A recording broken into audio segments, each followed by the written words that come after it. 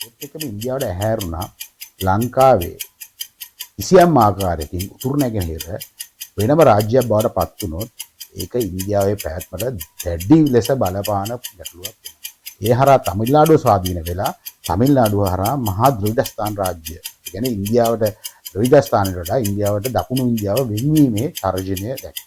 ඒ නිසා මේගොල්ලන් සැලසුමක් සකස් කරා ලංකාව තමිල්නාඩුවට ග්‍රහණය නොවි උතුරු ඉන්දියානු මධ්‍යම රජය යටතේ පාලනය වෙන ප්‍රාන්තයක් බවට පත් කරගන්න. මේ සැලසුම් සකස් කරන්නේ 1991 වසරෙන් පස්සේ. තරුණ දරුවනේ ඔබලාට වෙන්නේ ඔවුන් යටතේ වහල් සේවය දෙන්න. ඊවල ලොකු ඊකාරයෝ නැත්නම් ඔවුන්ගේ වහල් සේවය අපේ ගෑනු දරුවන්ව දූෂණය වෙයි.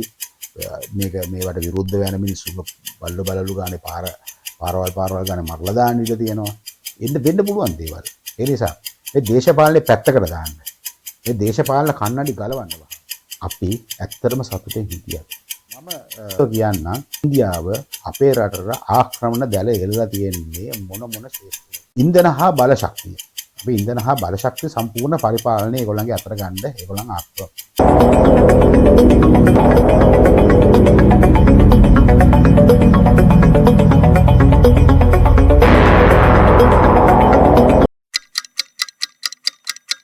අයිබෝන් අපි සත්‍ය ලෙසම ගත්තොත් ඉන්දියාව කිසිදාක අපේ ඇත්තම මිතුරෙක් විදිහට ඉඳලා නැහැ. අපි රාවණ යුගයේ වෙනකන් යන්කෝ රාවණ යුගයේ ඉඳන් අද වෙනකන් ඉන්දියාව හැමදාම අපිට කරේ කෙනෙහිලිකම්. වඩාත්ම භයානක තත්ත්වය නම් අපේට මිතුරු වෙසින් ඉඳලා ඉන්දියාව සතුරුකම් කිරීම. අපි ඒක මෑතම සිද්ධිය ගත්තොත් එහෙම ඉන්දියාවේ LTT සංවිධානයට ඒ කියන්නේ මේ රටේ දෙමළ බෙදුම්වාදී ත්‍රස්තවාදයට සම්පූර්ණයෙන්ම පෝෂණය කරලා උදව් කරා. ඒතකොට ඉන්දියාවේ තමයි ඒ ත්‍රස්තවාදීන් මුලින්ම ප්‍රභාකරන් නැතුව පිරිස ඉන්දියාවේ ඉන්දිරා ගාන්ධිගේ ආණ්ඩු කාලේ තමයි පුහුණු කරලා මේ රටට ඒගොල්ලන්ට යුද ආධාර සියලුම දේ දීලා අපේ රට අස්ථාවර කරන එක කරේ ඉන්දියාව විසින්. ගොඩාක් වෙලාවට. ඒතකොට අපිට ඉන්දියාව කවදාවත් අපේ හොඳ මිතුරෙක් වෙලා නැහැ. ඒතකොට මම වැඩි කතා කරන්නේ නැතුව මම කාරණේට බහිමු. අපිට මේ වෙනකොට ඉතාම භයානක ආක්‍රමණයක් ඇවිල්ලා තියෙනවා ඉන්දියාවේ. අපේ රට ගිල ගන්න සැලසුම් කූට සැලසුම් ක්‍රියාත්මක වෙමින් පවතිනවා. දැන් බොහෝ දුරට ඒක ක්‍රියාත්මක වෙලා ඉවරයි. දැන් අපිට ඒක තේරුම් ගන්න බෑ. මොකද එක හිමින් එන්නේ. ඒවා එන්නේ මේ අපේ යහපතට එනවා කියාගෙන ඒ විදිහට තමයි මේ ආක්‍රමණය එන්නේ. එතකොට අපි බලමු LTT ප්‍රශ්නයෙන් පස්සේ මොකද්ද මේ ආක්‍රමණය කියලා. ඊට ප්‍රථම අපි මේ LTT ප්‍රශ්නේ වෙත යන්න ඕනේ. මොකද්ද මෙතන LTT ප්‍රශ්නේ උනේ කියලා. මේ බෙදුම්වාදී ප්‍රශ්නය දෙමළ බෙදුම්වාදී ප්‍රශ්නය මුලින්ම එන්නේ ඉන්දියාව බෙදන්න. ඒ කියන්නේ තමිල්නාඩුව වෙනම තමිල් රාජ්‍යයක් කරගෙන ඒ මත පිහිටා මහා ද්‍රවිඩස්ථානයක්. ඒ කියන්නේ තමිල් දකුණු ඉන්දියාවත් මැලේසියාවත් ලංකාවේ උතුරු නැගෙනහිරත් මොරිෂස් රාජ්‍යයත් එකතු කරලා මහා ද්‍රවිඩස්ථාන රාජ්‍යයක් බිහි කරන්න තමයි මේ සැලසුම ක්‍රියාත්මක වුණේ. මේක මුලින්ම කලෙල වෙහින්නේ 1917 වගේ ඒ කාලේදී. මේ දේ නේරු විසින් හමුදා බලය යොදලා 1950 ගණන් වල විනාශ කරලා දානවා. එතකොට මේගොල්ලන්ගේ මූලස්ථානය පිටලා තිබ්බේ තමිල්නාඩුවේ ඉඳන් තමයි මේ සැලසුම ක්‍රියාත්මක කරේ. නේරුගේ මේ ප්‍රහාරයත් එක්කම ඒගොල්ලන්ගේ මධ්‍යස්ථානය ප්‍රධාන කියන්නේ හෙඩ් ක්වාටර්ස් කියලා ප්‍රධාන මධ්‍යස්ථාන මූලස්ථානය ලංකාවේ උතුරු නැගෙනහිරට ගෙනෙනවා. කියන්නේ යාපනයට ගෙනෙනවා. ගෙනලා එතන ඉඳන් තමයි ලංකාව බෙදලා වෙනම රාජ්‍යයක් ලංකාවේ බිහි කරලා මෙතන මධ්‍යස්ථානය කරලා ඒගොල්ලන්ගේ මහා ද්‍රවිඩස්ථාන ඒ සිහිනය සැබෑ කරගන්න තමයි මේගොල්ලන් මේ ක්‍රියාත්මක වුණේ. එතකොට මේ දෙයට ඉන්දියාව එතකොට මේ දේ ඒගොල්ලන්ට යහපත් දෙයක් විදිහට ඒ වෙනකොට ඉන්දියාව යම් කිසි දිගට දැක්කා. ලංකාව ඉන්දියාවට ඈදෙනවා නම් දුම්වාදයේ හරහා හරි ඉන්දියාව ඒකට කැමැත්තෙන් හිටියා. නමුත් මේගොල්ලන්ගේ ඇස්සරණ අපූර්ව සිදුවීමක් සිදු වුණා. ඒ කියන්නේ 1991 වර්ෂයේ රාජීව් ගාන්ධියට බෝම්බ තියලා රාජීව් ගාන්ධි ඝාතනය කිරීම. ඒත් එක්කම ඉන්දියාවට ඇහැරුණා ලංකාවේ කිසියම් ආකාරයකින් උතුරු නැගෙනහිර වෙනම රාජ්‍යයක් බවට පත් වුණොත් ඒක ඉන්දියාවේ පැවැත්මට දැඩි ලෙස බලපාන ගැටලුවක් වෙනවා. ඒ කියන්නේ ලංකාවේ එතකොට වෙනම රාජ්‍යයක් වුණාම ඒගොල්ලන්ට ලෝකෙත් එක්ක වෙනම සම්බන්ධ වෙන්න පුළුවන්. අවිගානු දෙනු සියලු දේ කරන්න පුළුවන්. ඒ හරහා තමිල්නාඩුව ස්වාධීන වෙලා තමිල්නාඩුව හරහා මහා ද්‍රවිඩස්ථාන රාජ්‍ය. ඒ කියන්නේ ඉන්දියාවට ද්‍රවිඩස්ථානයට වඩා ඉන්දියාවට දකුණු ඉන්දියාව වෙන්වීමේ තර්ජනය දැක්කා. ඒ නිසා මේගොල්ලන් සැලසුමක් සකස් කරා ලංකාව තමිල්නාඩුවට ග්‍රහණය නොවි උතුරු ඉන්දියානු මධ්‍යම රජය යටතේ පාලනය වෙන ප්‍රාන්තයක් බවට පත් කරගන්න. මේ සැලසුම් සකස් කරන්නේ 1991 වසරෙන් පස්සේ. මේ කුමන්ත්‍රණය මූලිකව එළියට එන්නේ 2002 ජූලි 21 වගේ මට මතක විදිහට. ඒකාබද්ධ ප්‍රකාශනයක් කරනවා ලංකා ආණ්ඩුවත් ඉන්දියානු ආණ්ඩුවත් එකතු වෙලා. ඒ කාලේ රනිල් වික්‍රමසිංහ තමයි අග්‍රාමාත්‍යවරයා. එතකොට මේ කටයුත්තට සම්බන්ධ වෙන අනිත් පුද්ගල තමයි මිලින්ද පොරොවඩ. 2001 මේ කුමන්ත්‍රණය කාලේලි බහිනවා. අපි හොඳින් ධාරණය කරගත්තු මතක තබා යුතු වැදගත්ම කරුණ නම් මම මේ දෙමව්පියන්ටයි මේ අනාගත පරපුරටයි කියන්නේ අපේ මේ තරුණ ප්‍රජාව, මේ තරුණ ළමයි අපේ කාර්ය දැන් ඉවර වෙගෙන යන්නේ. ඔය කොල්ලන්ට ඉදිරි අනාගතයේ තියෙනවා. මේ රට සම්පූර්ණයෙන්ම ඉන්දියාවෙන් ග්‍රහණයට අරගෙන ඉන්දියන් ජනගහනයක් මෙහෙට ඇවිල්ලා අපේ ආර්ථිකයේ සියලු දේ දහනය කරගෙන අපිව නැත්තෙන් නැති කරලා බිමට පාගලා දැම්මොත් අපේ දරුවන්ට, තරුණ දරුවනේ ඔබලාට වෙන්නේ ඔවුන් යටතේ වහල් සේවය දෙන්නේ. ගෙවල් වල කුලීකාරයෝ නැත්තම් ඔවුන්ගේ වහල් සේවය අපේ ගෑනු දරුවන්ව දූෂණය වෙයි. මේවට විරුද්ධ වෙන මිනිස්සුන්ව බලලු ගානේ පාරවල් ගානේ මරලා දාන්න ඉඩ තියෙනවා. වෙන්න පුළුවන් දේවල්. ඒක නිසා මේ අපිට නොදැනුවත්ව මේ සිද්ධ වෙන මේ ව්‍යසනය, මේ භයානක දේ බොහොම කල්පනාවෙන් හිතට අරගෙන මේ වගේ එළියට එන්න අපි වැඩ කරන්න ඕනේ. අපි හිතනවා මේ අපිටපත් වෙන ආණ්ඩු, මේ අදටපත් වෙලා තියෙන ආණ්ඩුවත් තිබ්බ ආණ්ඩුවත් කිසි දෙයක් අපට හිතවත් වැඩ කරන්නේ මේ දේශපාලඥයෝ ඔක්කොම වැඩ කරන්නේ ඒගොල්ලන්ගේ ඒ తాවකාලික පැවැත්ම උදෙසා පමණයි. ඒගොල්ලන්ට తాවකාලික බලයෙන් රට පාවලා දෙනවා අපි තමයි හැමදාම දුක්. මේ ජීවත් වෙලා ඉන්න හැමෝගෙම මං අහන්නේ අපි ඇත්තටම සතුටින් හිටියද? අපිට අගහිගකම් අඩුපාඩු නැතුව අපි සතුටින් හිටියද? අපිට ඇති වෙන්නේ බහුතරයක් මිනිසුන්ට අවම වශයෙන් තමන්ගේ තුන් වේලවත් හරියට කන්න තියෙනවද? දන්නා කියන කාලෙකින විදේශ සංචාර නෙමේ අඩුම ගානේ මේ රටේ ඇතුලේ නරඹන්න බෝස්ථාන දෙක තියෙනවා. ඒවට අඩුම වශයෙන් කී දෙනාද මේ ස්ථාන වලට ගිහිල්ලා තියෙන්නේ.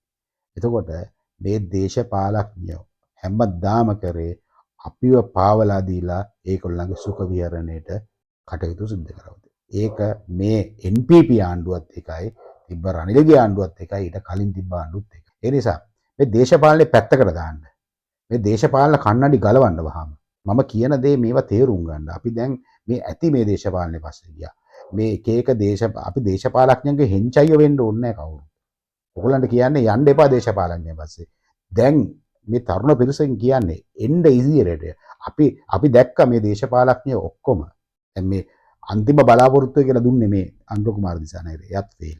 එයත් යන්නේ අර ගිය පාරෙම ගිහිල්ලා දැන් ගිය දෙසැම්බර් 16 වෙනිදා ගිහිල්ලා ඉන්දියාවට ගිහිල්ලා එයත් ගිවිසුම් අත්සන් කළා. අනුර කුමාර දිසානායකගේ ඉන්දියානු සංචාරයේදී ඇති වූ එකඟතාවල දිගුවක් ලෙස 2025 අප්‍රේල් 5 වෙනි දින මෝදිගේ ලංකා ගමනේදී අපේ රටට තාම නරක කිවිසුම් කීපයකට අත්සන් කරනු ලැබුවා. ඒ අතරේ කිවිසුම් 7ක් තියෙනවා.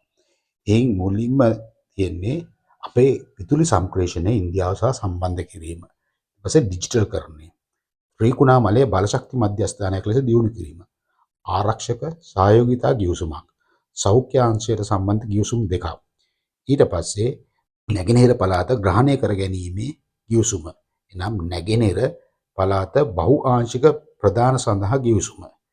මේ එකින් එක ක්‍රියාත්මක වෙන්නේ එක්කා ගිවිසුමේ කොටස්. මේ යන්නේ ක්‍රමානුකූලව ලංකාව ග්‍රහණය කර ගැනීමේ සැලැස්ම. මේ මිනිස්සුන්ගෙන් අපිට බලාපොරොත්තු වෙන්න පුළුවන්ද? මම මේ කියන ටික බොහොම හොඳින් අහගෙන ඉන්න. ඒකට තේරෙයි අපිව මේ මිනිස්සු අපිට බොරු කියලා බලයට ඇවිල්ලා අපේ ඡන්දය අරන් අපිවම විනාශ මුඛයට යවන්නේ. ඒක වැදගත්ම කාරණේ මේ කුමන්ත්‍රණවලදී පත් වෙන ආණ්ඩුව මොකද්ද කියලා වැදගත් නැහැ. ඉන්දියාවෙත් එකයි ලංකාවෙත් එකයි. ඉන්දියාවේ කුමන ආණ්ඩුව පත් වුණත් ඒගොල්ලන්ගේ කුමන්ත්‍රණ ටික ඒ විදිහටම ක්‍රියාත්මක. අපේ ලංකාවේ කුමන ආණ්ඩුව පත් වුණත් ඒ කුමන්ත්‍රණ වලට අනුගත වෙනවා. මේක තමයි සාමාන්‍ය ක්‍රමය. එතකොට මේ කුමන්ත්‍රණ 2002 ඉඳන් මේ වෙනකන් ක්‍රියාත්මක වෙගෙන එනවා. ඒක එක ජාලයක් විදිහට ක්‍රියාත්මක වෙනවා. ඉන්දියාවේ අපි දන්නවා කලින් තිබ්බේ මෝදි ආණ්ඩුව නෙමෙයි මනමෝහන් සිංහ ආණ්ඩුව. ඒ ආණ්ඩුවේ කාලේ තමයි මේ කුමන්ත්‍රණය එන්නේ. ඒක දැන් මෝදි ආණ්ඩුව හරහා ක්‍රියාත්මක වෙලා දැන් අපේ පැත්තට මේක එනවා. දැන් අපි එතකොට ඒ වෙනකොට අපේ තිබ්බේ JP ආණ්ඩුවකුත් නෙමෙයි, ඒ විදිහට තිබ්බේ UNP ආණ්ඩුව. ඊට පස්සේ ආණ්ඩු ගොඩක් පෙරලිලා ආවත් මේ කුමන්ත්‍රණ අද වෙනකොට සෑහෙන දුරට ක්‍රියාත්මක වෙලා ඇවිල්ලා තියෙනවා. මම එකින් එකට පැහැදිලි කරන්නම් මේවා කොහොමද ඇවිල්ලා තියෙන්නේ කියලා. මේ ටික බොහොම කල්පනාවෙන් අහගෙන ඉන්න. මොකද මේක අපේ රට, අපේ අනාගත පරපුරේ විනාශය ගෙනෙන්නේ මේ හරහා තමයි. ඒක නිසා අපි එකින් එක බලමු. මම සංක්ෂිප්තව කියන්නම් ඉන්දියාව අපේ රටට ආක්‍රමණ දැල එල්ලලා තියෙන්නේ මොන ශේෂ්ත්‍ර වලටද කියලා. මේ මූලික ශේෂ්ත්‍ර ඒවා ඇතුළට තව බොහෝ යන්න පුළුවන්. ඊට අමතරව තව බොහෝ ශේෂ්ත්‍ර තියෙනවා. එතකොට ඉන්දියාව කොහොමද මේ ආක්‍රමණය අපිට එලන්නේ කියලා. මේ ආක්‍රමණයෙන් මොකක්ද අපිට වෙන්නේ කියලා ඊළඟට බලමු. ඉන්ධන හා බල ශක්තිය. අපි ඉන්ධන හා බල ශක්තිය සම්පූර්ණ පරිපාලනය ඒගොල්ලන්ගේ අතර ගන්න ඒගොල්ලන් ආක්‍රමණය දියත් කරලා තියෙනවා. ඒ කියන්නේ අපේ ඛනිජ තෙල් සැපයීම, අපේ විදුලිය සැපයීම, අපේ සූර්ය බල ශක්ති සහ හුලම් බල ව්‍යාපෘති, එතකොට අපේ ස්වාභාවික ගෑස් ඒ බලාගාර වලට ගෑස් සැපයීම වගේ මේ හැම පැත්තෙම අපේ ඒ බල ශක්තිය ග්‍රහණය කිරීම. ඊළඟට භූමි ආක්‍රමණය. භූමි ආක්‍රමණය සහ ආර්ථික මරමස්ථාන ආක්‍රමණය. කියන්නේ භූමි ආක්‍රමණය මම වෙනම ඉදිරියේදී කතා කරන්නම්. ආර්ථික මරමස්ථාන. ඒ කියන්නේ අපේ වරායවල්. අපි දන්නවා කොළඹ ජැටිය. එතකොට දැන් ඒගොල්ලන් ත්‍රිකුණාමල වරාය එකට ගන්න යනවා. ත්‍රිකුණාමල දිස්ත්‍රික්කෙම ගන්න යනවා. එතකොට අපේ ගුවන්තොටුපළවල් මේ සියල්ල ඊට අමතරව විවිධ ව්‍යාපෘති හරහා අපේ ඉඩම් ග්‍රහණය කර ගැනීම. ඊළඟට මේකත් භූමි ආක්‍රමණය සහ වේල මර්මස්ථාන ආක්‍රමණයට සම්බන්ධයි. ගොඩබිම ආක්‍රමණය කර ගන්නවා. ඒ කියන්නේ ඉඩම් කඩම් වගේ. භූමිය කියන්නේ ඊට පස්සේ මුහුද ආක්‍රමණය කරනවා. මුහුද සහ නාවික කටයුතු. ඊට පස්සේ ගුවන් කලාප, ගුවන් තොටුපළ සහ ගුවන් දත්ත සහ දත්ත සම්ප්‍රේෂණ ආක්‍රමණය. ඊළඟට එනවා රාජ්‍ය පරිපාලන දත්ත සහ ක්‍රියාපටිපාටි ආක්‍රමණය. ඒගොල්ලන්ගේ නියෝජිතයන් රාජ්‍ය පරිපාලනය තුළට ඇතුල් කිරීම. සංස්කෘතික හා අධ්‍යාපන ආක්‍රමණය. ජනමාධ්‍ය හා ජනමාධ්‍ය ආක්‍රමණය කරලා ඒ තුලින් ජනමනස ආක්‍රමණය කරලා අපේ සිතුවිලි, අපේ සංස්කෘතිය, අපේ සිතුම් පැතුම් සියල්ල වෙනස් කරනවා. ඊට අමතරව ත්‍රස්තවාදී පුහුණු කරලා ත්‍රස්තවාදයේ බිහි කරලා ඒ හරහා සිදු කරන ආක්‍රමණ. මේ මූලික ටික. ඒතර මේවා කොහොමද විකාශය වෙන්නේ, බෙදිලා යන්නේ? ඒතර මේක කොහොමද ගලාගෙන ආවේ? මේක කොහෙන්ද පටන් ගත්තේ? කොහෙන්ද මේ මෙතන පටන් ගන්නම කොහෙද මේක ක්‍රමානුකූල ආවේ කොහොමද කියලා අපි බලමු. මම මුලින් කිව්වා වගේ ඉන්දියාව කැමති නෑ තමිල් රාජ්‍යයක් බිහි වෙලා ඒක තමිල්නාඩුවත් එක්ක සම්බන්ධ. ඒ නිසා ඒගොල්ලන්ට ඕනේ වුණා තමිල්නාඩුව අයින් කරලා මේක ඉන්දියන් මධ්‍යම රජය. ඒ කියන්නේ උතුරු ඉන්දියානුවන් යටතට පත් කරගන්න මේගොල්ලන්ට උවමනා වුණා. ඒ නිසා තමයි මේ සැලසුම් ටික හැදුවේ.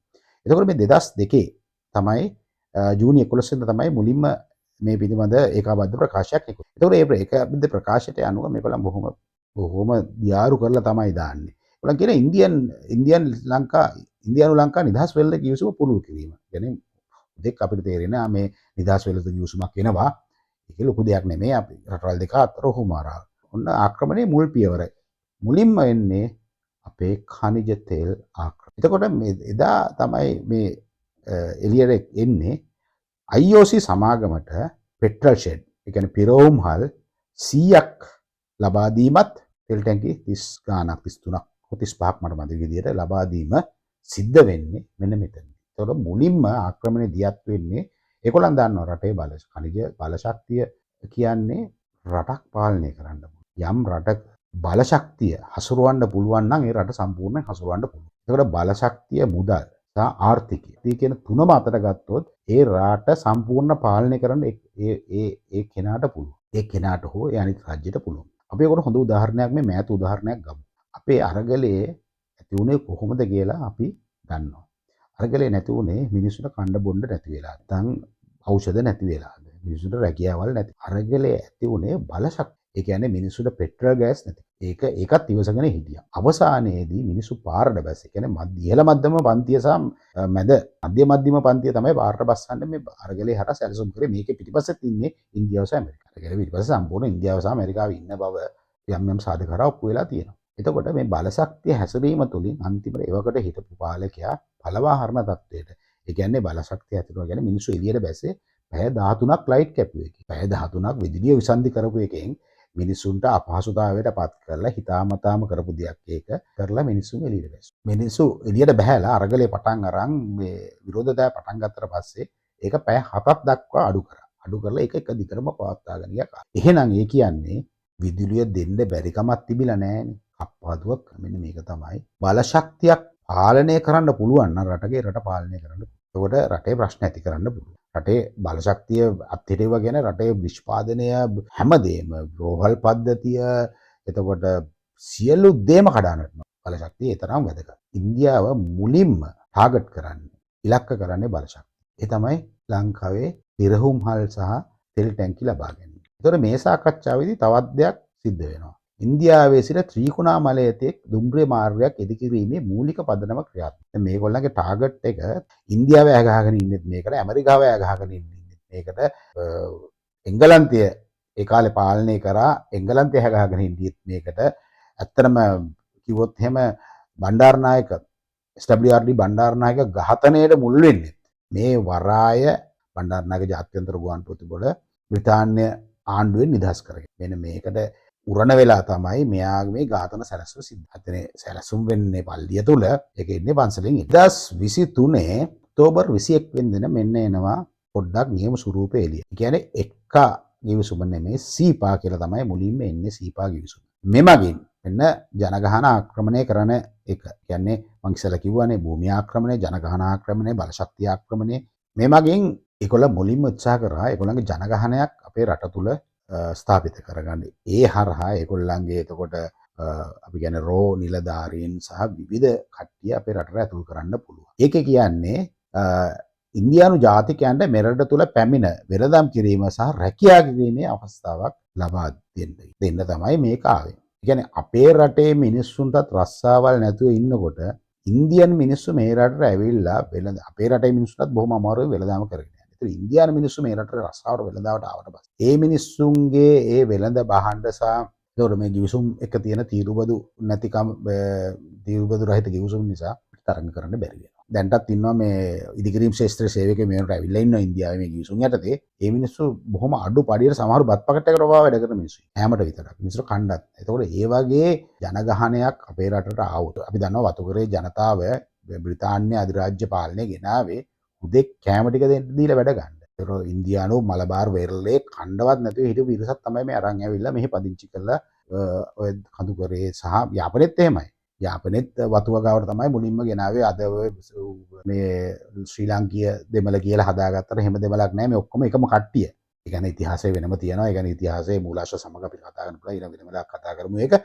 එතකොට මේ වගේ ජන කණ්ඩායමක් නැවත රටට අතුරු. ඒතකොට ඒගොල්ලන් මේදා වගේ මේ බ්‍රිතාන්‍ය අධිරාජ්‍ය ගෙනාවගෙන නෙමෙයි. ඒගොල්ලන් තෝරලා බේරලා හොඳ වෘත්තීය මේ හරිසා ඒ වගේ ඇවිල්ලා ඒගොල්ලන් පෞල් පිටින් මෙහෙ පදිංචි වෙන තත්ත්වයක් බිහි කරගන්නයි මේගොල්ලන් මේ උත්සාහ කරා. මෙතනදී මේ 2003 ඔක්තෝබර් 21 වෙනිදා ඉඳලා ඒකාබද්ධ ප්‍රකාශයේදී මේගොල්ලන් එකඟතාවයල් වගේකට එනවා. ඒ තුලින් ලංකාවේ දැන් හමුදාවේ යටතේ තියෙන ගුවන් තොටුපළවල් අපි කියන්නේ ගුවන් හමුදාවේ යටතේ තියෙන එයාපෝට්ස් ගුවන් හමුදාවේ තියෙන ගුවන් තොටු සිවිල් ගුවන් පත ලෙස ප්‍රකාශයටපත් කරලා ඒවා පරිපාලනයේ ඉන්දියාවට පැවරීම. දැන් මේ වෙනකොට ඒවා ක්‍රියාත්මක වීගෙන එනවා. අපි දන්නවා මේ පහුගිය දවස්වල ගිය නිවුස් වලින් අපි දන්නවා මේවා ක්‍රියාත්මක වෙනවා. ඒතර මේ වගේ සැලසුම් තියෙන 2002 2003 ආපු සැලසුම් මේ අද එන්නේ. එතකොට මේ යටතේ අපි දන්නවා මත්තල ගුවන් තොටුපළ මේගොල්ලන් දෙන්න ඊයේ පෙරේදත් කතා වුණා. සිද්ධ වෙමින් පවතිනවා. තාම දීලා නැහැ මම දන්න තරමට.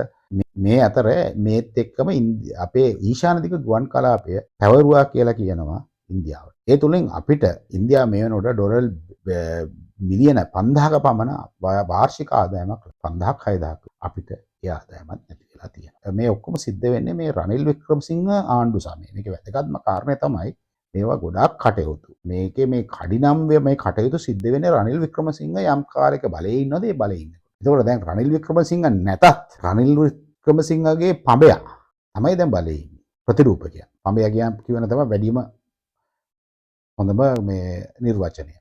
මොකද මේ ගමේ රනිල් කියලාත් කියනවනේ. ඒතකොට රනිල් වික්‍රමසිංහත් එක්ක මේ ක්‍රියාත්මක කරන ආපු මේ ක්‍රියාවලිය දැන් මෙයා ඊටත් වඩා හොඳින් ක්‍රියාත්මක කරගෙන. ඊළඟට දැන් 2003න් පස්සේ ඊට පස්සේ මහින්ද රාජපක්ෂ ආණ්ඩුව පිහිටවනවා. ඊට පස්සේ මේ කටයුතු පොඩ්ඩක් අඩපණ. ඔන්න නැවත මේක නැවත කරලියට එනවා.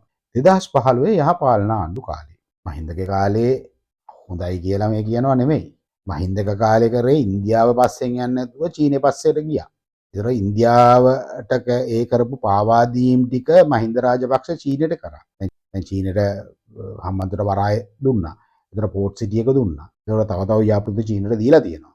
ඒතර ඉන්දියාවට ඒ ලබා දෙන ඒ පාවාදීම් ටික රනිල් වික්‍රමසිංහ කරන්න ගියේ ඒවා හා සමානම දේවල් මහින්ද රාජපක්ෂ කරා. ඇත්තටම මේ අපේ රට මේ තරම් ගැටලු වලට පත් වෙලා තියෙන්නේ මේ දේශපාලඥයන්ගේ මේ නොමනා ක්‍රියා, මේ අදූරදර්ශී ක්‍රියා නිසා තමයි. ඒ කියන්නේ ඉන්දියාවට යම් කිසි දෙයක් දෙනකොට චීනය තරහ වෙනවා, චීනයට යම් කිසි දෙයක් දෙනකොට ඉන්දියාව තරහ. මෙතන ජාත්‍යන්තර ආරක්ෂාව පිළිබඳ ප්‍රශ්නකුත් තියෙනවා. ඉතින් අපි රටක දේශපාලනයක්, රාජ්‍ය නායකයෙක් කියන්නේ මේවා බොහොම සිහි කල්පනාවෙන් මේවා දුර දැකලා රටකට අගතියක් නොවෙන්න ගන්න තීරණ. ඒත් නමුත් අපි කියන්නේ අර ප්‍රසිද්ධ දේශපාලනේ, ජනප්‍රිය දේශපාලනේ පවත්වාගෙන යන්න ඕන නිසා අපි රට සංවර්ධනය කරනවා, ව්‍යාපෘති කරනවා කියලා පෙන්වන්න ඕන නිසා ගිහිල්ලා ඒගොල්ලන් ඒවා එක එක රටවලට මේවා දීලා අවසානයේ දැන් මේ රට යුද පිටියක්, මහා බලවතුන්ගේ යුද පිටියක් බවට පත් කරලා තියෙනවා. ඒ කියන්නේ එහෙන් චීනේ පිටිපස්සෙන් එනවා, මෙහෙන් ඉන්දියාව වෙනවා, එහෙන් ඇමරිකාව වෙනවා, දැන් රුසියාවත් මත්තල පැත්තට එන්න ලෑස්ති වෙනවා. ඉතින් බොහොම බර තාම දරුණු ලෝක බල අරගලයක කේන්ද්‍රස්ථානයේ බවට මේ අඥාන මේ දේශපාලඥයන් විසින් අපේ රට පත් කරගෙන ඇවිල්ලා. දැන් යහපාලන ආණ්ඩු කාලේ මේක නැවත කරලියට එනවා. ඒ මගින් සිද්ධ වෙන්නේ ඒ කියන්නේ 2015 සැප්තැම්බර් 15 වෙනි දින ඒකාබද්ධ ප්‍රකාශනය. මේ තුලින් කියවෙනවා මෙන්න එනවා ත්‍රිකුණාමලයේ ආක්‍රමණය. සම්පූර්ණ ත්‍රිකුණාමලයේ දිස්ත්‍රික්කයේම ආක්‍රමණය. දැන් මේ ඊයේ පෙරේදත් රනිල් වික්‍රමසිංහ ආණ්ඩු කරනකොට මේක ආපහු කරලියට ආවා මේ කතන්දරේ මම කියන එක. දැන් ඊට පස්සේ දැන් මේ අනුර කුමාර දිසානායක ගිහලා එක වෙලා අස්සම් කරලත් ආවා. මෙමගින් ත්‍රිකුණාමලයේ khනිජ තෙල් කේන්ද්‍රයක් ලෙස සංවර්ධනය කිරීම. මේ පියවරෙන් පියවර එනවා. ඉස්සල්ලාම තෙල් ටැංකි ටික ගත්තා, ඊට පස්සේ ෂෙඩ් ටික ගත්තා. ඊට පස්සේ ඔන්න khනිජ තෙල් කේන්ද්‍රයක් ලෙස සංවර්ධනය. khනිජ තෙල් කේන්ද්‍රයක් ලෙස අපි ත්‍රිකුණාමලය සංවර්ධනය කරනවා කියමුකෝ. ඉන්දියාව සංවර්ධනය කරන්නේ. ඒතර ඉන්දියාවේ khනිජ තෙල් එන්නේ. ඉන්දියාවයි විකුණන්නේ. විකුණලා අපේ රටටත් විකුණනවා. පිටින් එන නැව් වලට ආසියාන්තරාවෙලත් තිබුණා. ඒ සල්ටි ඔක්කොම ඉන්දියාවට. අපිට කිසිම ප්‍රයෝජනයක් නැහැ. අපිට මේක අර අපි කියන්නේ මේක කුසොච්චමක් කඩලැට දෙක තුනක් අපිට දෙයි. මෙහෙම කියලා වඳුරට කඩලැට විසි කරනවා වගේ පොඩි දෙයක් දීලා ගෙඩිය පිටින් ඉන්දියාව අරන් යනවා. එතකොට මේ මොනවද අපේ රටට මේ කරන්නේ මේ දේශපාලන. ඒතර අපේ රටේ ඊට වඩා දැන් අපි දන්නවා khනිජ තෙල් සංස්ථාව ඒ දීපු තෙල් ටැංකි 35 බලන්න ගියාම අපේ khනිජ තෙල් සංස්ථාවේ නිලධාරීන්ට යන්න දුන්නේ නැහැ ත්‍රිකුණ. ඒවා ඉන්දියන් රජයෙන් අවසර අරන් ඉන්නේ. ඒකට ඉන්දියන් රජයෙන් අවසර නැතුව අපේ රටේ තියෙන භූමියකට අපිට අයිති දේපොළකට ඇතුල් වෙන්න බැරි තත්ත්වයක් පත් වෙනවා. ඒක හිතන්න සම්පූර්ණම ත්‍රිකුණාමලයේ නගරය දිස්ත්‍රික්කයම ඉන්දියාව යටතට පත් කරාට පස්සේ අපිට යන්න පුළුවන්. මේ අපේ මේ දේශපාලඥයෝ මේවා නොදැන නෙමෙයි කරන්නේ. මේ හොඳින් දැනගෙන කරන්නේ. මේ පාවාදේ. මේ ත්‍රිකුණාමලය khනිජ තෙල් කේන්ද්‍රයක් ලෙස සංවර්ධනය කිරීම හරහා ලෝකයේ වැදගත්ම මර්මස්ථානයක් වෙන වරායට ඉන්දියාවට කෙලින්ම ප්‍රවිෂ්ටය ලැබෙනවා. ඒත් එක්කම ලංකාවට අයත් ඒ නැගෙනහිර ප්‍රදේශයේ මුහුදේ කිලෝමීටර් 50කට වඩා ඒගොල්ලන්ට ප්‍රවිෂ්ටය ලැබෙනවා. ඒගොල්ලන්ගේ පාලනයට නතු වෙනවා වගේ කාරණයක් සිද්ධ වෙනවා. එතකොට සම්පූර්ණ ත්‍රිකුණාමලයේ නෙමෙයි එතනින් මඩ කලපුවට එතනින් මුඩරත් ඒ කියන්නේ මුලතිව් පැත්ත ව්‍යාපනයේට වෙනකන් ඒගොල්ලන්ගේ බලය පැතිරෙනවා. දැන් මේ හැම දෙයක්ම මේ ක්‍රමානුකූලව සිද්ධ වෙලා ඉන්නේ. ඉස්සෙල්ලාම සීපාගේ උසම ආවා. සීපාගේ උසමට අපේ රටේ විශාල විරෝධයක් ගොඩ නැගුණා. හැබැයි සීපාගේ උසම අකුල ගන්නවා වගේ පෙන්නවා. අකුල ගත්තේ නැහැ. සීපාගේ උසම යටතේ ඒගොල්ලන් සැලසුම් කරපු දේවල් ක්‍රමානුකූලව ඒකාබද්ධ ප්‍රකාශන වගේ එක ගිවිසුම් අවබෝධතා ගිවිසුම් අර ගිවිසුම් මේ ගිවිසුම් අස්සම් කරනවා. ඊට පස්සේ එදා ඒ ගිවිසුම් අස්සම් කරනකොට ඉදිරි වැඩ පිළිවෙල සකස් කරන්න ආපහු කටයුතු යොදාගෙන ඒකට අවශ්‍ය කමිටුව ඒකාබද්ධ සංවිධාන කමිටු පත් කරන ඉදිරි වැඩ පිළිවෙල කරගෙන යනවා. එතකොට ආපහු 2016 ඔක්තෝබර් මාස 6 වෙනිදා ඒකාබද්ධ ප්‍රකාශයක් නිකුත් වෙනවා. ඉන්දියාවයි ලංකාවයි අතර. මේ මගින් නැවතත් අන සීපා ගිවිසුම මෙන්න කරලියට. ඉන්දියානුවන්ට රැකියා කිරීමට සේවා සැපෙන සහ වෙළඳාම් කිරීමට හැකිවන අයුරු සැකසුණු සීපා වෙනුවට එක්කා ලෙස අදාළ අවශ්‍ය කටයුතු සම්පූර්ණ කිරීමට යෝජනා කරමින් ඒ සඳහා කමිටුවක් නම් කරනවා. ඒක සොයා බැලීමට කමිටුවක් කරනවා. ඒ කියන්නේ සීපා ගිවිසුම නම වෙනස් කරලා ඒකේ තියෙන කරුණු සහ ඊට වඩා කරුණු වැඩි කරලා ඒක ක්‍රියාත්මක වෙන්න ඉදිරියේ වැඩ කටයුතු කරගෙන යන්න අවශ්‍ය සැලසුම් සකස් කිරීමට ඒගොල්ලන් පහසුකම් කමිටුවක් වගේ දෙයක් පත් කළා පහසුකම් පත් කළා. දැන් එතකොට මේ 2002 ඉඳන්ම මේ සීපා ගිවිසුම එක්කා ගිවිසුම හරි මොකක් හරි එනවා. නමුත් ඒකේ වචනේ පාවිච්චි වෙනවා. ඒක ගිවිසුම අස්සම් කිරීම නැහැ. නමුත් ගිවිසුම ඇතුලේ තියෙනවා එක අස්සම් කර. ඊළඟට මෙන්න එනවා ආර්ථික ආක්‍රමණ නැවතවත. 2017 අප්‍රේල් 29 වෙනිදා නැවත ඒකාබද්ධ ප්‍රකාශයක් නිකුත්. මෙමගින් ශ්‍රී ලංකාව තුළ ශ්‍රී ලංකා ආර්ථිකය තුළ ඉන්දියානුවන්ට ඉඩ ප්‍රස්ථා වර්ධනය කරන ගිවිසුමක් අත්සන් කරනවා. කියන්නේ අපේ රටට ඉන්දියානු ආයෝජකයන්ට මෙහි ඇවිල්ලා ආයෝජනය කරලා බිස්නස් කරන්න ඒව කරන්න පුළුවන් විදියට. ඒ කියන්නේ ක්‍රමානුකූලව දැන් අර ටික ආපහු එනවා. වෙන වෙන නම් වලින් එකම දේ එනවා. එතකොට මේ සාකච්ඡාවේදී මේ ගිවිසුම් අත්සන් කරනකොට තව දෙයක් සාකච්ඡා. මේක තව දෙයක් වෙනවා. අපේ සත්ත්ව පාලනය පිළිබඳව තවබෝධයක් ගිවිසුම මේගොල්ලන් අත්සන් කරනවා. ඒ කියන්නේ එතකොට අපේ කෘෂිකර්මාන්තේ මේ කියන්නේ සත්ත්ව පාලනයේ කෘෂිකර්මාන්තයටත් මේගොල්ලන් ඇතුල් වෙන්න තමයි මේ යන්නේ ක්‍රමානුකූලව මේ එන්නේ. කියන්නේ ආහාර නිෂ්පාදනය අපේ හැම දෙයකටම මේගොල්ලන් ක්‍රමානුකූලව මේ ආර්ථිකය ග්‍රහණය කරන ඇතුල් වීගෙන එන්නේ. ඊට පස්සේ මේදී තව සාකච්ඡා වගේ ඒකාබද්ධ ප්‍රකාශනවල තව සාකච්ඡාවට පහජන කරුණු වගේක් තියෙනවා. ඒ කියන්නේ 13 වෙනි සංශෝධනයේ සම්පූර්ණයෙන්ම බලාත්මක කිරීම අදාළව තමා විසින් ගන්න ලබන ක්‍රියාමාර්ග. එන අපි විසින් ගන්න ලබන ක්‍රියාමාර්ග මොනවද කියලා මේකේ සාකච්ඡා ලබනවා. එතකොට මේක මෙහෙම වෙද්දී ඉන්දියාව උතුරේ පක්ෂ සමග එකඟතාවයක් ඇති කරගන්න. ඒ ගැනත් මේකෙදී සාකච්ඡා වෙනවා. එතකොට මේකෙදී අර මම මුලින් කියපු ටික මෙන්න මේකෙදී සංක්ෂිප්ත වෙලා මේගොල්ලන් එකඟතාවල් සහ සාකච්ඡාවලට පදින්න වෙනවා. ඒ හැතරේ සමෘද්ධිය සම්බන්ධතාවය. ඒ කියන්නේ සම්පූර්ණ මුහුද. දැන් මේ ගුවන් සම්බන්ධතාවය කිව්වට ගුවන් පාලනයේ ක්‍රමානුකූලව ඉන්දියාව අතර ගැනීම. ගුවන් සම්බන්ධතාවය. ආක්‍රමණ සහ දැහැ ගැනීම කියන්න පුළුවන්. වෙළඳ සහ ආර්ථික සහ මූල්‍ය සහයෝගිතාව මෙන්න කියව ඔක්කොම ටික වචන ටිකත් එක්කම දැන් එනවා. වෙළඳ ආර්ථික සහ මූල්‍ය. ඔන්න ඒවත් එනවා. මේකෙදි කියනවා ඒ යටතේ ශ්‍රී ලංකාවේ රජය සතු ව්‍යාපාරවල ආයෝජන කිරීම එම ආයතන සම්පූර්ණයෙන්ම ඒවයින් කොටස් ඉන්දියානු සමාගම් විසින් මිලදී ගැනීම සිදු වෙනවා. කියන්නේ අපේ සියලුම රාජ්‍ය ආයතන ඉන්දියාවට ආයෝජන කරන්නත් ඒවා පාලනය කරන්නත් ඒවා සම්පූර්ණයෙන් මිලදී ගන්නත් දැන් ඇවර කරන්න ගියානේ මේ රනිල් වික්‍රමසිංහ ටෙලිකොම් සමාගම ශ්‍රී ලංකන් ගුවන් සමාගම ශ්‍රී ලංකා රක්ෂණ සංස්ථාව ලිට්‍රෝ ගෑස් වගේ ආයතන රාශියක් මිලදී ගැනීමට ඉදිරිපත් වන රටවල් හෝ සමාගම් අතුරින් ඉන්දියානු රජය හෝ පෞද්ගලික සමාගම් වල විශේෂ ප්‍රමුඛතාවය ලැබෙනු ඇත. එනවේ අපේ සියලුම ව්‍යාපාර ඉන්දියාව ග්‍රහණය කරගන්නවා. මේ එකඟතාවලට ආපු කාරණාවලදී සමුද්‍රීය සම්බන්ධතාවයේ යටතේ ත්‍රිකුණාමල සහ කොළඹ කංකසන්තුර යන වරායවල යටතේ පාසුකම් සංවර්ධනය ඉන්දියාවට දෙන්න සැලසුම් කරලා තිනවා.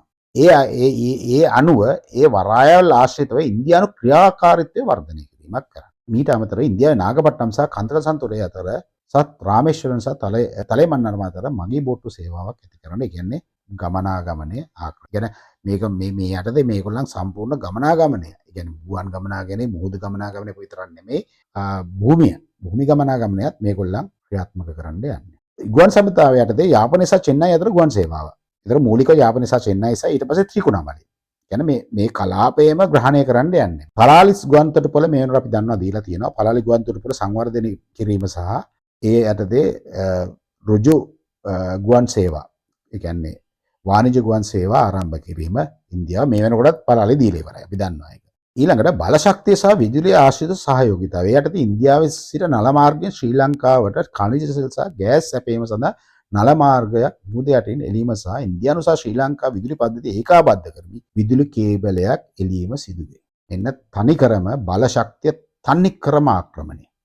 ඊට අමතරව පුනරින් සූර්ය බලාගාරය සහ සහම්පූර් සූර්ය බලාගාර ව්‍යාපෘති මගින් ශ්‍රී ලංකාවේ සුනිත්‍ය බල සැපයීම තුළ ඉන්දියානු මැදිහත්වීම වර්ධනය කරනු ඇත. ඒ කියන්නේ බලශක්තිය සම්පූර්ණයෙන්ම රටක බලශක්තිය කියන්නේ khනිජ තෙල් සුනිත්‍ය බලය සහ විදුලි බලය. මේ තුනම මේගොල්ලන්ගේ ග්‍රහණයට තමයි මේ ගන්න. කියලා සම්පූර්ණයෙන්ම අපේ මේ බල ශක්තිය මේගොල්ලන් ග්‍රහණයට මේගොල්ලන් ගන්නවා. එතකොට මෙතන වැදගත්ම කාරණේ තමයි මේකත් එක්කම දැන් අපි දැන් ඊයේ පෙරේදා අනුර කුමාර දිසානායක ගිහිල්ලා ඒ සිදුවිච්ච සාකච්ඡාවලදී කියවුණා අපේ ග්‍රිඩ් එක ඉන්දියාවට සම්බන්ධ කරනවා. ඒක අපිට කිව්වේ මොකද්ද?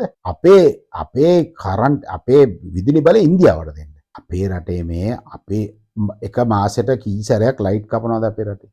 අපි දැන් දන්න කාලේ ඉඳන් 1990 ගණන් වල ඉඳන් චන්ද්‍රිකාගේ ආණ්ඩු කාලේ ඉඳන් තාම වතුර නැති වෙච්ච විදුලිය කපනවා. එතකොට එහෙම තියෙද්දි අපේ රටේ අවශ්‍යතාවයට අපිට විදුලිය දී ගන්න බෑ. මේ වෙනකොට විදුලිය නිෂ්පාදනය කරන්නේ දීසල් බලාගාරමක්. අධික පිරිවැයක් දාලා දීසල් බලාගාරමකින් තමයි විදුලිය නිෂ්පාදනය. එතකොට එහෙම තත්ත්වයක් යටතේ අපිට පුළුවන් ද ඉන්දියාවේ විදුලිය දෙන්න මේ විහිළු කතානේ මේවා පෙන්වන්නේ මේ ආක්‍රමණය පෙන්වන්නේ මේ අපිට වාසියක් වෙන විදිහට කියලා මේවා මේ ජඩ මාධ්‍ය හරහා අපි මේ රටේ තියෙන ජනමාධ්‍ය නෙමෙයි ජඩ මාධ්‍යයනේ තියෙන්නේ. ජඩ මාධ්‍ය හරහා මේ ඒගොල්ලෝ විකෘති කළ මිනිස්සුන්ගේ ඔළුවට දාන්නේ මේවා බොහොම අපිට තමයි මේ වගේ වාසිය තියෙන්නේ කියන විදිහට දාන්නේ. දැන් ඇත්තටම සිද්ධ වෙන්නේ මොකද්ද මේක? විදුලිය සම්බන්ධ කරනකොට දැන් මේ යෝජනා එනකොට අනිත් පැත්තෙන් තව කතන්දරයක් ගියා පහුගිය දවස්වල. කංචන අමාත්‍යවරයාගේ හිටපු විදුලි බල අමාත්‍යවරයාගේ යටතේ විදුලි බල මණ්ඩලය මරපතිද කොටස් 6කට නැත්නම් 8කට බෙදලා. ඒකෙන් ග්‍රිඩ් එක ඒ කියන්නේ විදුලිය සම්ප්‍රේෂණ මාර්ග වෙනම ඒ පරිපාලන ඇතුළු කොටස් කොට. එතකොට මේ සම්ප්‍රේෂණයේ ඔක්කොම බෙදලා මේවා ඔක්කොම පිටරට සමාගම් වලට පෞද්ගලික සමාගම් වලට විකුණන්නේ. දැන් සමහරක් විට මේගොල්ලන් කියයි නෑ මේ ඉන්දියන් ඒවා නෙමෙයි ඔක්කොම ගන්නෙ. ඒ වෙන රටවල් වල එනවා. හැබැයි අද වෙනකොට ඉන්දියානු සමාගම් වෙන රටවල් වල තියෙන වෙන නම්. අපි ගත්තොත් ඩුබයි රාජ්‍ය ගත්තොත් ඉන්දියාව ඩුබයි රාජ්‍යයත් එක්ක ගිවිසුම අසක් ගන්න තියෙනවා. ඒගොල්ලන් සමාගම් තියෙනවා. එතකොට අපිට කියන්නේ මොකද්ද මාධ්‍යමකින්? නෑ මේ ඩුබයි වල ඉඳන් ආවේ. මේ ඩුබයි වල නෑ ඒක ඇතුලේ ඉන්නේ ඉන්දියන් සමාගම. මේක අපි හොඳ ආකාරම දැක්ක මේ කට්නායක ගුවන් තොටුපොළේදී ඒ වීසා ප්‍රශ්නේදී මේ ඉන්දියන් සමාගමක් වෙන රටක තියෙන සමාගම. වෙන රටක ඒ රටේ රෙජිස්ටර්ඩ් හැබැයි මේක පිටිපස්සේ ඉන්නේ ඉන්දියානු. ඒ නිසා මේ පෙන්නන පිටුරේ නෙමෙයි මේක තියෙන්නේ. ඊට පස්සේ බොහොම වෙනස් තැනක තියෙන්නේ.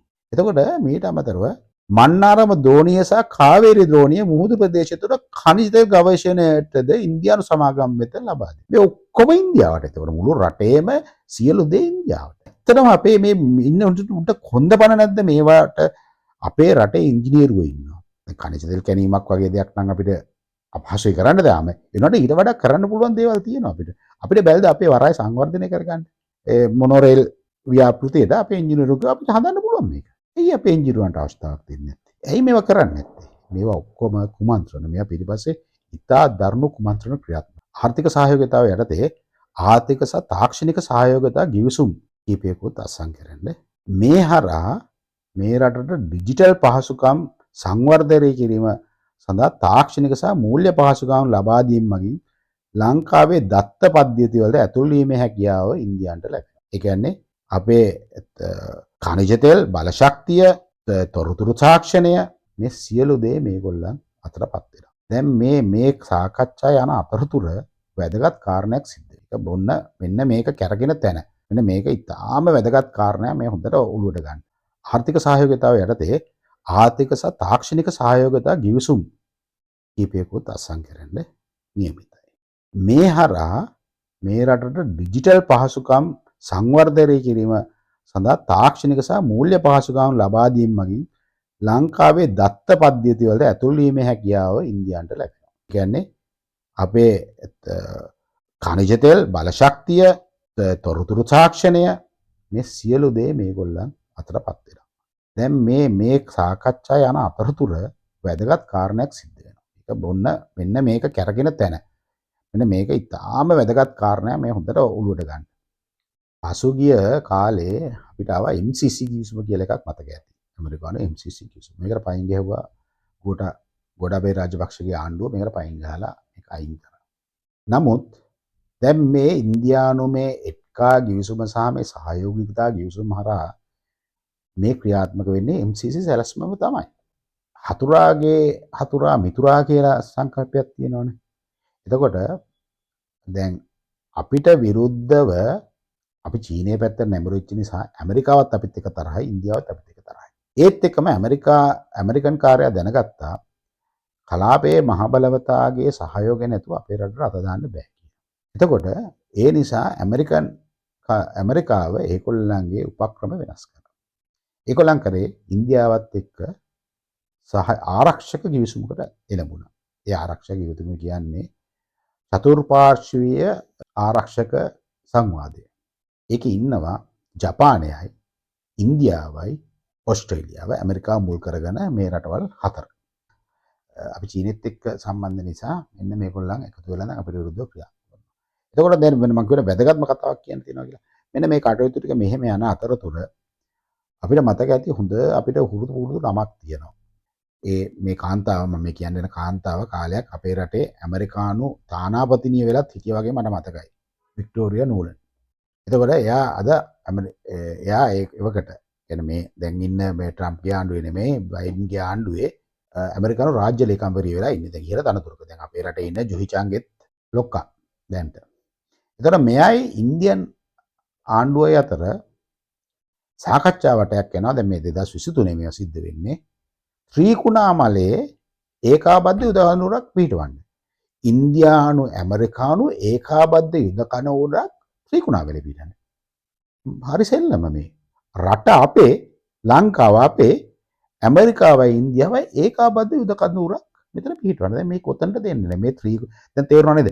ත්‍රිකුණාමලය තමයි ටාගට් එක ඇමරිකාවෙත් ඉන්දියාවෙත්. එතකොට මේ ඇමරිකාව උතුරු නැගෙනහිර වෙන් කරගන්නත් LTT එකට සහයෝගය දුන්නේ මෙන්න මේගොල්ලන්ගේ මේ යුද කඳවුරක් බිහි කරගන්න ඇති කරන්න නේටෝ කඳවුරු ටික ගහන්න ඇමරිකන් බේස් එකක් නේවල් බේස් එකක් ගහන්න ඇමරිකන් නාවික කඳවුරක් ගහන්න එතකොට නේටෝ කඳවුරු ටික ඉදිරි කරගන්න තමයි මේක කඩා ගන්න මේ ලෑස්ති කරන්නේ. දැන් ඒක වක්‍රානුකාර ඉන්දියාවත් එක්ක ඇවිල්ලා දැන් ඉන්දියාවයි ඇමරිකාවයි ඒකාබද්ධ යුද කඳවුරක් ත්‍රිකුණාමලයේ ඇති කරන්න. එතකොට ඉන්දියාව අනිත් පැත්තෙන් ක්‍රමානුකූලව දැන් වෙළඳ සහ ආර්ථික සහ මේ ඛනිජ හබ් එකක් විදියට මධ්‍යස්ථානයක් විදියට තනි කරම ත්‍රිකුණාමලය ග්‍රහණය කරගන්න සූදානම් වෙලා ඉන්නවා. ඒ වෙනකොට ඒකට අවශ්‍ය යම් ගිවිසුමුත් අත්සන් කරලා ඉවරයි. මීට අමතරව අරගලයේ කාලේ අපේ රට කඩා වට්ටලා ඉන්දියාව අරගලයේ සම්පූර්ණයෙන්ම පිටිපස්සේ හිටියා ඉන්දියාවයි රෝයක සාසියේක. එතකොට අපේ අරගලයේ අපේ රටේ ආර්ථිකව කඩාන වැටෙනවා කියලා ඉන්දියාවේ මාධ්‍ය දින ගන්නවා. තව සති දෙකකයි ඔන්න දැන් දවස් 13යි 12යි 11යි 10යි කියලා දින ගන්නවා. මේ තත්ත්වෙට දින ගනින්න තරම් මේගොල්ලන්ගේ ක්‍රියාකාරීත්වය කොච්චර අපේ රට තුළ තියෙනවද මේ අපිවත් දැනගෙන ජීවිත දෙය ඉන්දියාව මාධ්‍යෙන් දින ගනිනවා. කියන්නේ ඒගොල්ලන් සැලසුම මේ හාවල් දවස් වෙනකොට ආර්ථිකය කඩාන වැටලා මේ දේවල් සිද්ධ වෙන්න ඕන කියලා ඒක තව කතා තියෙනවා.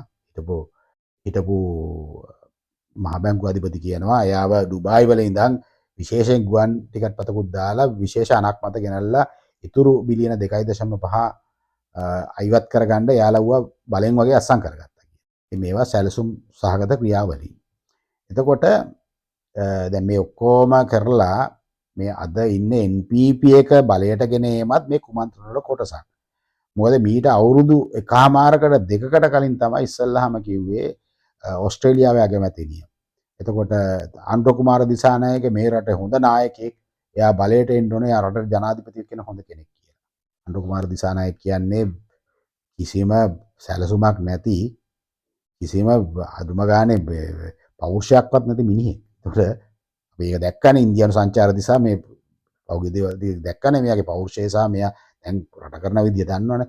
එතකොට නවසීලන්ත අගමැතිනිය. එතකොට කැනඩාවෙන් කිව්වා. ඉන්දියාවෙන් කිව්වා. මේ ඔක්කොම සැලසුමේ කොටස්.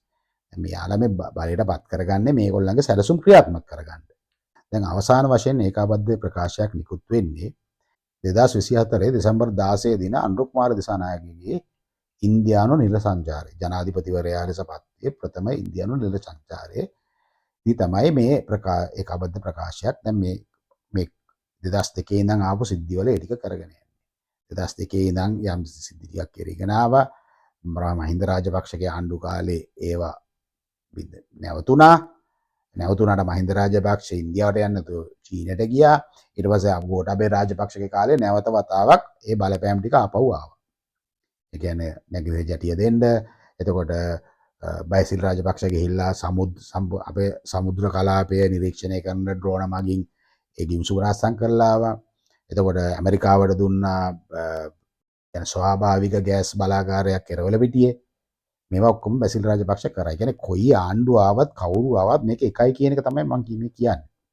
මේ නිසා දැන් අපිට කාලය ඇවිල්ලා තියෙනවා ඉස්සරහ දෙයට කොට්ට මාරු කරනවා වගේ දේශපාලඥයෝ පස්සේ යන එකෙන් වැළකීලා අපිට අපි අතරින්ම පිරිසක් අපි මේ රාජ්‍ය බාරගෙන මේ රට බාර අරගෙන රට ගොඩනගන්න.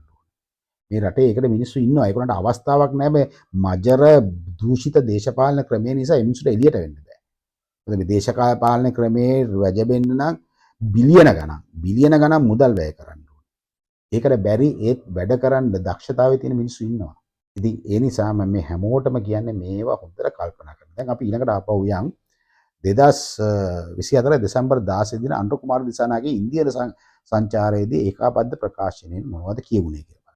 වතු දෙමළ අපි දැන් තව කාරණයක් දන්න. දැන් රනිල් වික්‍රමසිංහගේ ආණ්ඩු කාලේ මේ ආක්‍රමණ යන්නේ උතුරු නැගෙනහිර විතරක් නෙමෙයි. මම මේ කියලා ඊළඟට එන්නම් ඒ කොටසට. වතු දෙමළ නිවාස යෝජනා ක්‍රමයේ 3 වන 4 වන අධ්‍යයන නිම කිරීම.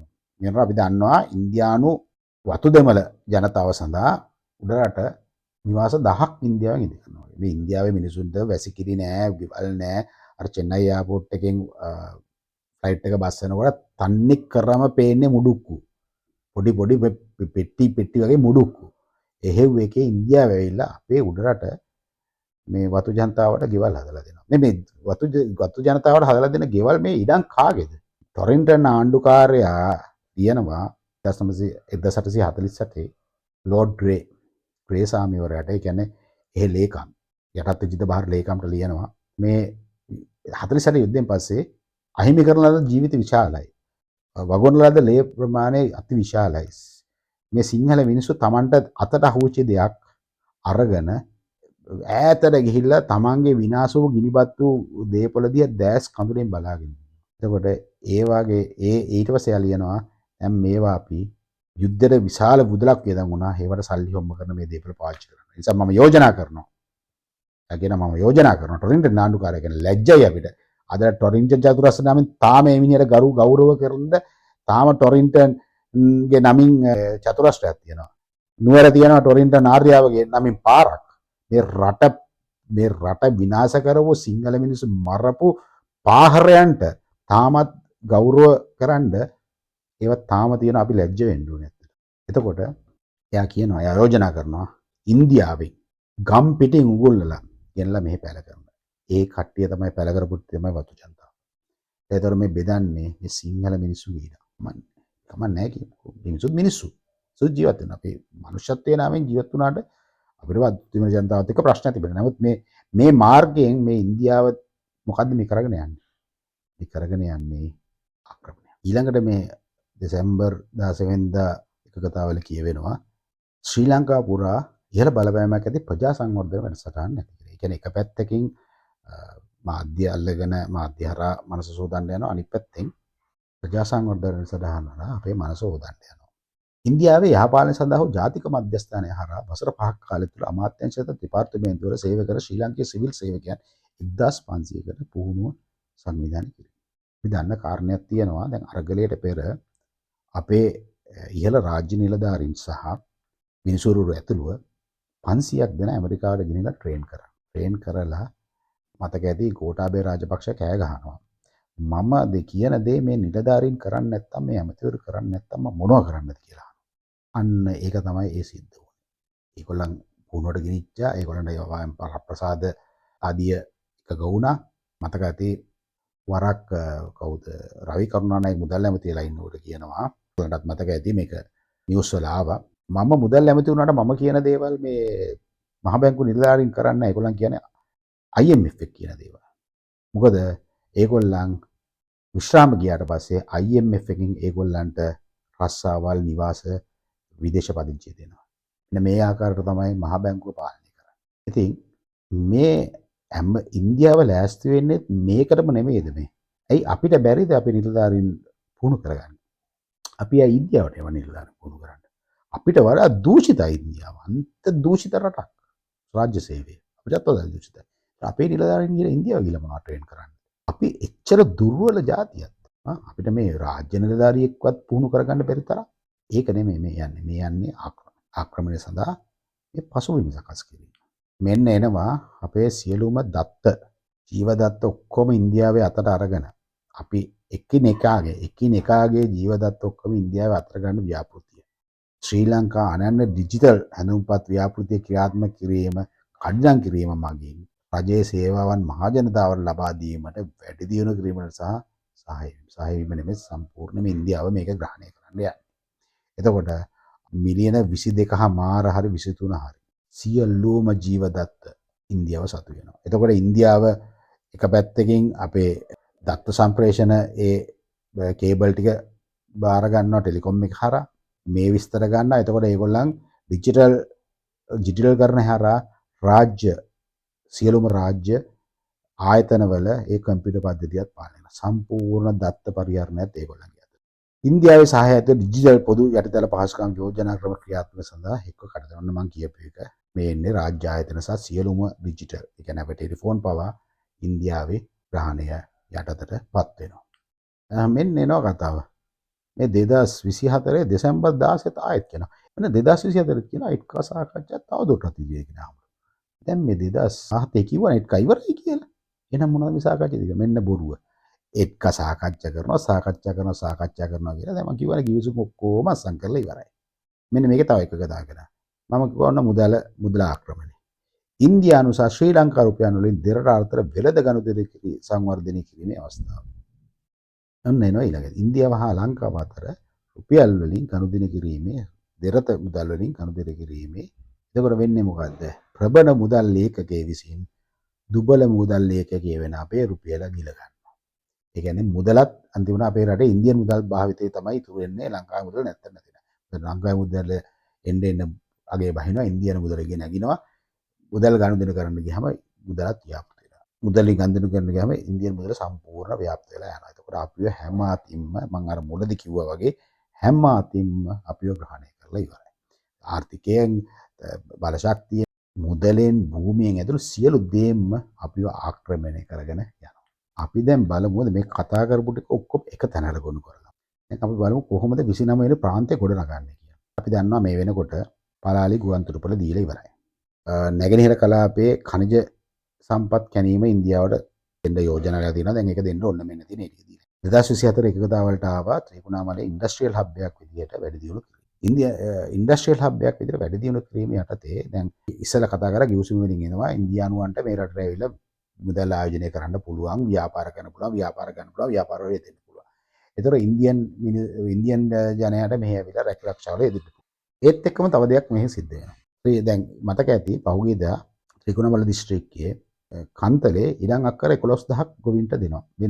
මේ ආවේ MCC සැලසුම යටතේ ආව දේවල්. 11,10ට ගොවින්ට හොඳයි කියලා ඔප්පු නිකුත් කරනවා රනිල් වික්‍රමසිංහගේ ආණ්ඩුව. හැබැයි ඒකේ තියෙන වගන්තියක් දාලා මේ ඉඩම් විදේශ සමාගම් වලට විකුණන්න පුළුවන්. ඒකෙන් රටට හොදක් වෙනවා. දැන් කිසිම ඔප්පුවක නැහැනේ මේවා. මේවා කිසිම ඔප්පුවක නැහැ. ඒ කියන්නේ දැන් මේ එන ඉන්දියන් ආයෝජකයන්ට ඒ ඉඩම් ගන්න පුළුවන්. දැන් මේක අර gediya පිටින් දුන්නොත් මිනිස්සු කලබල වෙන්නේ. දැන් මිනිස්සු ගොවින්ට දුන්නා ඉඩම් ටික ගොවියෝ විකුණනවා. එක එක්කෙනා විකුණනවා. අපි දන්නේ නැහැ අන්තිමට ඒ කලාපෙම අරන් ඉවර ඉන්දියානු.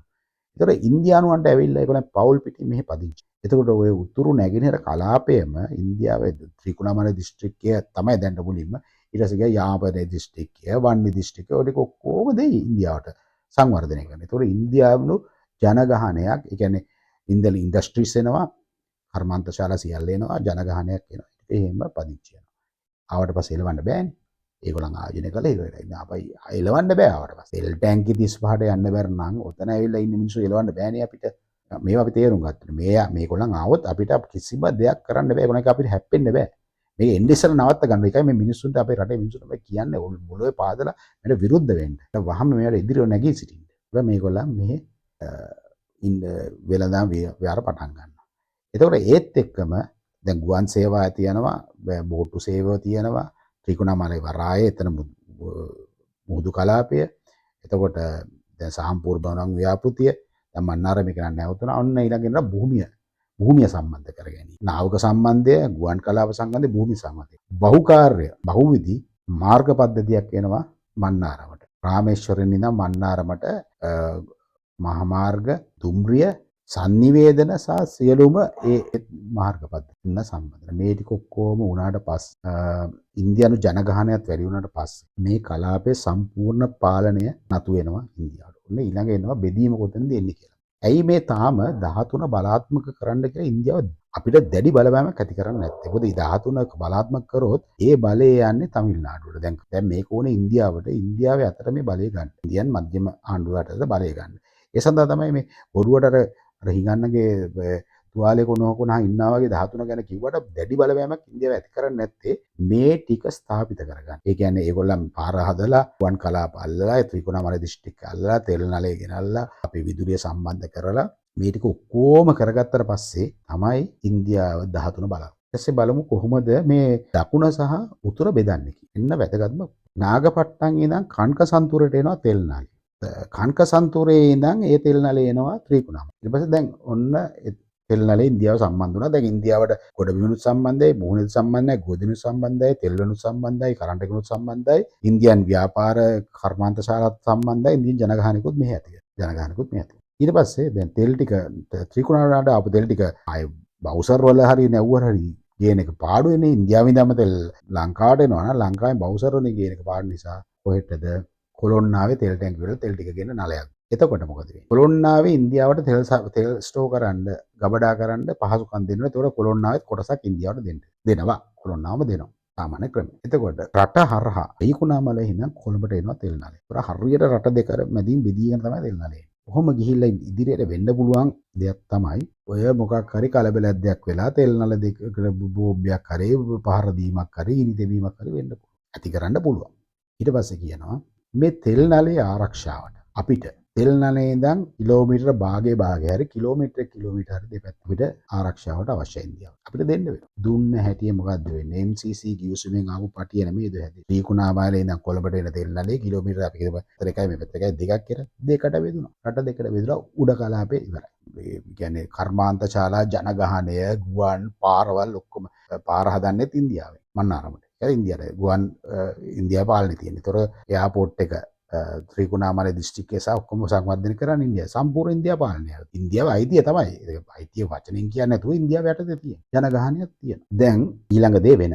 ඉන්දියාවේ කර්මාන්තශාලා ඇවිල්ලා මේ ස්ථාපිත වුණාට පස්සේ ත්‍රිකුණාමලයේ නිෂ්පාදනය කරන ඒ භාණ්ඩ දකුණට එවනවා තාම බොහොම අඩු මිලකට. මොකද ඉන්දියාවට ඒ අඩු මිලට එවන්න පුළුවන් හේතුවක්. ඒගොල්ලන්ට ලොකු වෙළඳ පොලක් ලෝක වෙළඳ පොලකුත් තියෙන නිසා පාන විඳන අඩු ඒගොල්ලන්ට පුළුවන් මේ අඩු මිලට එන්න. අපේ වෙළඳ පොල සම්පූර්ණ විනාශ වෙලා අපේ නිෂ්පාදනය සම්පූර්ණ ඒ වාණිජ භාණ්ඩ විතරක් නෙමෙයි. එතකොට අපි කියමු ආහාර ද්‍රව්‍ය කෘෂි කර්ම ඔක්කොම. ඊට පස්සේ අපිට වෙන්නේ මුදලට බඩු ගන්න විතරයි. මුදලට බඩු ගන්න අපිට ආදායක් නැහැ. අපි ණය වෙන්න ඕනේ. ඉන්දියාව ණය වෙලා අන්තිමට ඉන්දියාව කියන විදියට අපේ ආණ්ඩුවට නටන්න.